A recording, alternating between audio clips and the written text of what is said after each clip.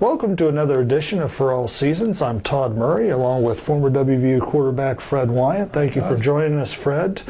Mountaineers coming off a tough 45-33 loss against number 4 Oklahoma in their Big 12 opener this past Saturday. And some interesting things to talk about with this game. I know the offensive formation, something that you noticed for the Mountaineers Saturday night.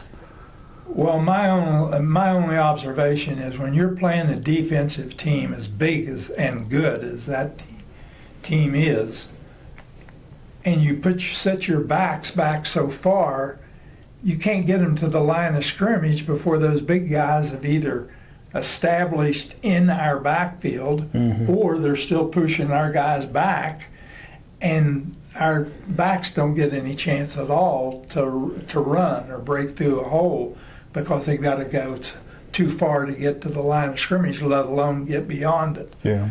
And that's one of the, in my opinion, is one of the fallacies of a deep back set, whatever they call it, what they call it here. But and they get so far back that they can't make it to the line of scrimmage. Yeah.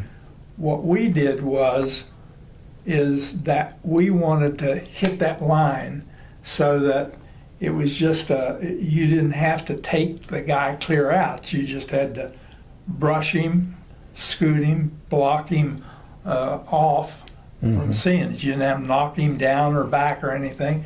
And our guys were going through, and it only takes 4 times 3 is 12, and that's a first down. And so that was my observation of looking at that.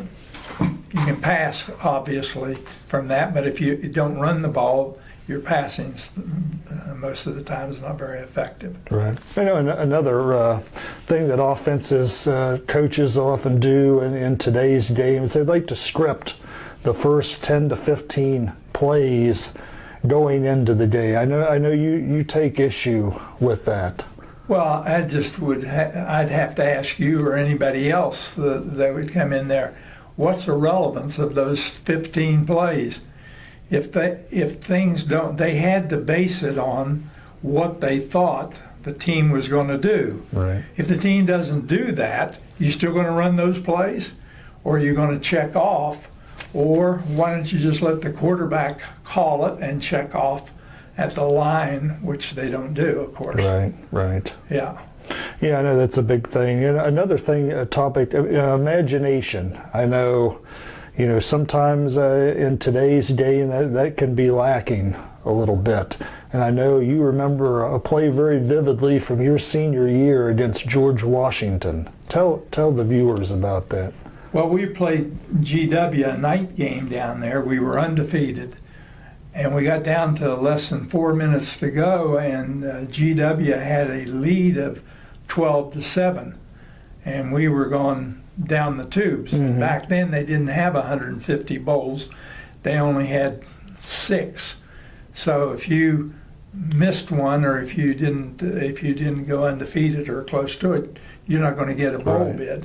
So we were on our own 1-yard line, going out, 99 yards to go, and I called all my own plays. And I started quarterback sneak, Stubby Kruko, who later on played 2 years started with the Pittsburgh Steelers before he got a Achilles tendon, and super guy, and fullback up the middle, and quarterback sneak, and fullback up the middle. And we went 99 yards down the field and scored, and all we had to do was score a touchdown, and that would have given us a 1-point win. And I don't remember whether we got the extra point, but the game was over by the time we had marched that length of time. Now that's Sandlot, right? And Sandlot, and what you're trying to do is that you're trying to surprise the opponent. That coach on defense and those players on defense were saying to themselves, he's not going to run that again. Right. He's not running that again. He already ran it 5 times in a row, 6 times in a row. And so what happened is we just kept 3, 4, 5 yards down the field, 3, 4, 5 down the field. And as the old days, as Woody Hayes said, when you run that ball, if you gain 3 yards, 3 times 4 is 12, Right. and that's a first down. Yeah. Absolutely, absolutely. Well, Fred, appreciate your time once again, and please continue to follow our WVU football coverage on thedpost.com.